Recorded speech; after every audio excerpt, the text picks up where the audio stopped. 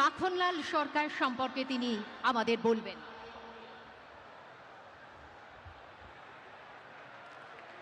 শিলিগুড়ি নিবাসী শ্রী মাখনলাল সরকার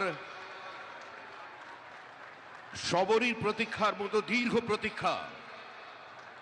ভারত কেশরী ডক্টর শ্যামাপ্রসাদ মুখার্জি, যিনি ভারতের সংবিধান এবং ভারতবর্ষের অখণ্ডতার জন্য এই বাংলায় জন্মগ্রহণ করে নিজের প্রাণ দিয়েছিলেন, যাকে কাশ্মীরের জেলে রহস্যজনকভাবে কার্যত খুন করা হয়েছিল, এবং তার সেই যাত্রার যিনি সহযোগী ছিলেন, সেই মাখনলাল সরকার ৯৭ বছর বয়স হয়েছে তার, তিনিও আজকের দিনে আমাদের এখানে এসে উপস্থিত হয়েছেন। শ্রী মাখনলাল সরকার তারপরে দিল্লিতে একটি দেশাত্মবোধক গান গাওয়ার জন্য দিল্লি পুলিশ তাকে গ্রেপ্তার করে। কংগ্রেসের সরকার নিয়ে যাওয়া হয় বিচারালয়ে।